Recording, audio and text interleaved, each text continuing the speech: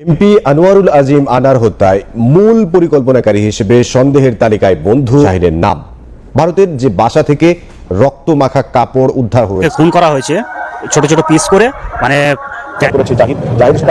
দর্শক শ্রোতা, এবার এমপিকে হত্যা করার জন্য নাকি এই ষড়যন্ত্র করা হয়েছে। দর্শক শ্রোতা, তিনি একেবারে সবার সামনে এই কথা বললেন এবং সামনে যারা ছিল তাদেরকেই দোষ দিলেন। এইদিকে এমপি মাশরাফিকে নিয়ে কিন্তু অনেক আলোচনা ও সমালোচনা হচ্ছে।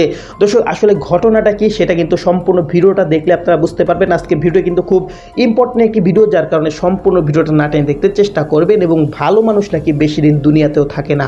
তো কথা না বেরিয়ে চলুন আমরা ভিডিও মূল আলোচনা চলে যাই। ভিডিও মূল আলোচনা চলে যাওয়ার আগে আপনার কাছে আমার ছোট করে এক অনুরোধ, আপনি যদি প্রত্যেক মুহূর্তের আপডেট পেয়ে চান তো অবশ্যই চ্যানেল সাবস্ক্রাইব করে দেবেন এবং পাশে থাকা বেল আইকনটি ক্লিক করে দেবেন, তাহলে প্রত্যেক মুহূর্তের আপডেট সবার আগে পৌঁছাবে আপনার কাছে। দর্শক, কথা না বেরিয়ে চলুন আমরা আসলে ঘটনাটা কি ঘটেছে সেটা আমরা বিস্তারিত দেখে আসি।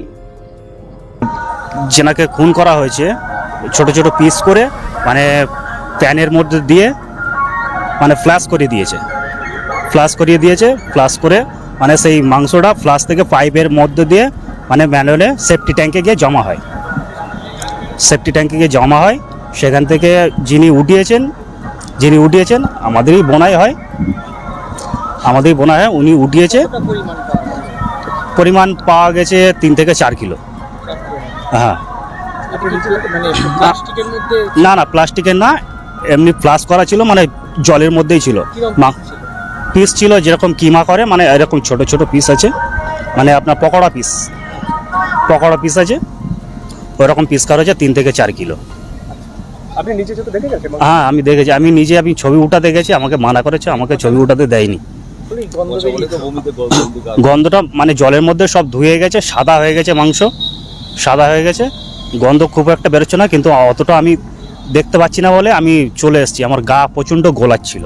কতজন কর্মী কাজ করছে আপনাদের জেলায়? উনি তো একাই আছে, কেউ এটা তুলতে মানে আগাতে পারেনি বলে আমার বোনাই এই কাজগুলো করে।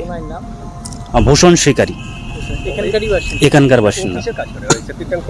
হ্যাঁ, উনি সেফটি ট্যাঙ্ক পরিষ্কার করার কাজ করে। ওকে কি অর্ডার দিয়েছে, মানে সিআইডি বলেছিল ওটাকে পরিষ্কার? না, ওনার যে মানে এই বিল্ডিংটা যারা বানিয়েছিল ওনারই এমপ্লয়, ওনারাই যারা কাজ করে ওনার আন্ডারে, ওনারাই এনেছিল। আপনার বোনাই খালি পরিষ্কার করেছে, আর কোনো কর্মী ছিল না?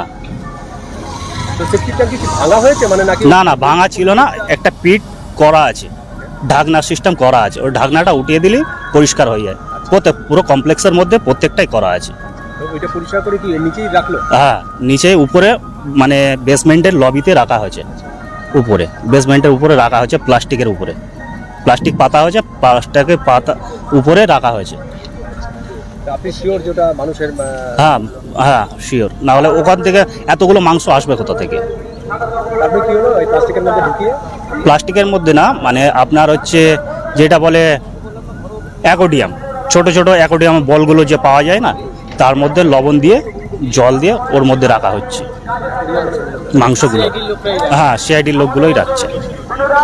সিআইডি লোক এখনো আছে? হ্যাঁ, এখনো রয়েছে, ওনারা এখনো তদন্ত করছে, আর যদি পায় কিছু। বাংলাদেশের পুলিশরা হ্যাঁ, গায়ে তো ইউনিফর্ম তো নেই, এটা কোনটা বাংলাদেশ কোনটা ইন্ডিয়ান বুঝতে পারছি না। ইন্ডিয়ান আমাদের নিউ টাউন যে এরিয়া, আমাদের নিউ টাউনের পুলিশকে আমি চিনতে পারি, কিন্তু বাংলাদেশের পুলিশকে আমি তো চিনতে পারবো না। আপনি কি মানে কাছ থেকে দেখলেন এবং ছবি তুলছিলেন? হ্যাঁ, আমি ছবি উঠাতে গেছি, কিন্তু আমাকে ওটাতে মানা করেছিল। আপনি জিজ্ঞাসা করেছিলেন যে কিসের মাংস কিছু? না, আমি জিজ্ঞাসা করিনি, সবাই তো ওইগুলো তো উঠাচ্ছে বলেই তো আমি জানতে পেরেছি। ওখানে তো আরও আমাদের কাজের ছেলেপুলেরা ছিল, ড্রাইভার ছিল।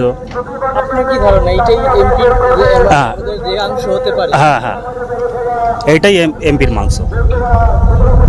কেননা এখানে হচ্ছে মুরগির মাংস অতটা নষ্ট করার মতো ওখানে কিচেন নেই। ওখানে অ্যাকচুয়ালি যেখানে ম্যানুয়ালটা আছে ওখানে হলো গাড়ি পার্কিংয়ের মধ্যেই হচ্ছে ম্যানুয়ালের ঢাকনাটা তুলে উঠিয়েছে। এটা আমাদের ধাকদাড়ি Baidyapara, New Town, Sanjiva duplex garden. Duplex হবে না, গার্ডেন। এগুলো সবকটা যে ডুপ্লেক্স রয়েছে তাদের কি আলাদা সেপটিক ট্যাঙ্ক, না সবারই সেন্ট্রাল সেপটিক ট্যাঙ্ক? আলাদা আছে, মানে হচ্ছে একটা বিল্ডিংয়ের একটা সেফটি ট্যাঙ্ক। আচ্ছা, মানে গোটা ওই ধরুন এখন যে মানে হচ্ছে বিল্ডিংটা যে BU হুম। না, তো দর্শক আপনার ভিডিওটি দেখলেন, ভিডিওটি দেখে যদি আপনার কোনো মন্তব্য থাকে তাহলে অবশ্যই কমেন্ট বক্সে কমেন্ট আপনার মূল্যবান মন্তব্য জানিয়ে দিবেন। দর্শক এখন আমরা পরবর্তী একটি ভিডিও দেখবো যেটা দ্বারা আমরা আরও কিছু তথ্য আমরা জানতে পারবো। দর্শক চলুন আমরা সেই ভিডিওটি বিস্তারিত দেখে আসি। এমপি আনার হত্যাকাণ্ডে জড়িত সন্দেহভাজন সিয়ামের গ্রামের বাড়িতে চলছে হাহাকার। তাকে পরিকল্পিতভাবে ফাঁসানো হয়েছে বলে মনে করছেন তারা। পরিবারের দাবি, গত 26শে মে নেপাল থেকে ফোন করে এমনটাই মা বাবাকে জানিয়েছিলেন সিয়াম। 26 তারিখে তার সাথে কথা হয়েছে, বলছে মা আমার জন্য দোয়া করেন, আমার জন্য কারা ফাঁসাইতেছে। টেলিভিশন আর পত্রিকার সংবাদে একমাত্র আদরের সন্তান এমন হত্যাকাণ্ডের সাথে জড়িত শুনে এখন ওই পরিবারে চলছে হাহাকার আর চাপা কান্নার রোল। কোনো কিছুতেই যেন হিসাব মিলাতে পারছেন না তারা। পরিবারের একমাত্র ছেলের বিরুদ্ধে এমন অভিযোগে কান্নায় ভেঙে পড়েছেন মমতাময়ী মা ফিরোজা খানম। আমার সন্তান নির্দোষ, আমার সন্তান এই কাজ করতে পারে না, আমার সন্তান খুব ভালো। কলকাতার ফ্ল্যাটে নৃশংসভাবে হত্যার পর সংসদ সদস্য আনোয়ারুল আজিম আনারের মরদেহের খণ্ডিত অংশ গুম করার অভিযোগ রয়েছে সিয়ামের বিরুদ্ধে। ভোলার বোরহানউদ্দিন উপজেলার পৌরসভার ৮ নং ওয়ার্ডের বাসিন্দা স্কুল শিক্ষক মোহাম্মদ আলাউদ্দিন বালী ও ফিরোজা খানম দম্পতির 2 ছেলে মেয়ের মধ্যে বড় সন্তান মোহাম্মদ সিয়াম হোসেন। চাকরির সুবাদে ৩৫ বছর আগে সিয়ামের বাবা আলাউদ্দিন বালী বরিশাল থেকে ভোলায় বসবাস শুরু করেন। সেখানেই জন্ম হয় সিয়ামের। আমি ওর মা, আমি জানি যে ও কি রকমের, ও ভালো না মন্দ, ও খারাপ না ভালো সবকিছু আমি জানি। আমার ছেলে এই ধরনের না, আমার ছেলে খুব ভালো ছেলে, ও একটা ভদ্র ছেলে। পড়াশোনা শেষে শেখ রাসেল ক্রীড়া চক্রে সহকারী অ্যাকাউন্ট্যান্ট হিসেবে চাকরিতে যোগ দেন সিয়াম। পরবর্তীতে একটি মাল্টিন্যাশনাল সফটওয়্যার কোম্পানিতে কাজ শুরু করেন তিনি। সেই সুবাদে ছোট বোন আফসারুন্নেসা আনাকে নিয়ে সিয়াম রাজধানীর মিন্টু রোডের একটি ভাড়া বাসায় থাকতেন। সেই কোম্পানির কাজেই সিয়াম ভারতের কলকাতা, নেপাল আসা যাওয়া করতেন। আমি আমার ভাইয়ের সাথে 2020 সাল থেকে একই বাসায় থাকি ঢাকাতে। তো এখন 2024 সাল চলে, মাঝখানে যে 4 বছর, এই 4 বছরে আমি কোনো দিন ওরে খারাপ কিছু দেখি নাই। ও সবসময় সকাল 9টা কি 10টার সময় অফিসে যেত এবং 5টা, 5:30 আর না হলে একেবারে সন্ধ্যা মাগরিবের আগে বাসায় চলে আসতো।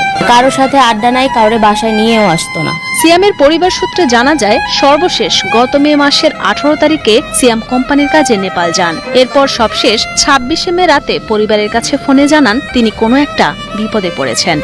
এরপর তার সাথে আর কোনো যোগাযোগ হয়নি পরিবারের সাথে। সিয়ামের বাবা মোহাম্মদ আলাউদ্দিন বালী জানান, তারা অনেক কষ্ট করে ছেলেকে লেখাপড়া করিয়েছেন। তাকে ছোট থেকে এমন ভাবে বড় করেছেন সে কোনো অন্যায় কাজ করতেই পারে না।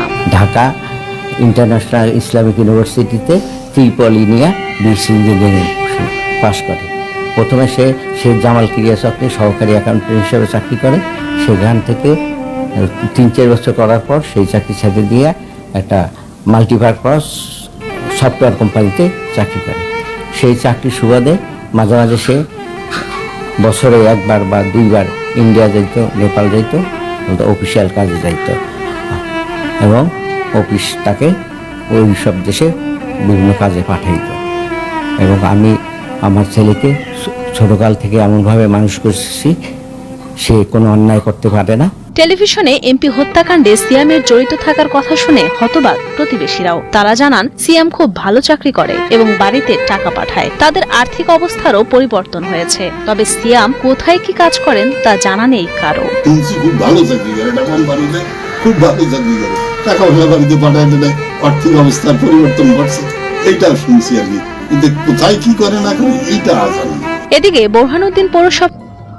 তো দর্শক আপনার সম্পূর্ণ ভিডিও দেখলেন, আর সম্পূর্ণ ভিডিও দেখে যদি আপনার কোনো মন্তব্য থাকে তাহলে অবশ্যই কমেন্ট বক্সে কমেন্ট আপনার মূল্যবান মন্তব্য জানিয়ে দেবেন। দর্শক কথা বলতে বলতে আমরা ভিডিও শেষ পেয়ে চলে এসেছি। ভিডিও শেষ করার আগে আপনার কাছে আবার উৎকোচ আপনি প্রত্যেক মুহূর্তের আপডেট পেয়ে যান, তো অবশ্যই চ্যানেলটি সাবস্ক্রাইব করে দেবেন এবং পাশে থাকা বেল আইকনটি ক্লিক করে দেবেন, তাহলে প্রত্যেক মুহূর্তের আপডেটই সবার আগে পৌঁছবে আপনার কাছে। দর্শক ভিডিও শেষ করে সবাই ভালো থাকবেন, সুস্থ থাকবেন, আল্লাহ হাফেজ।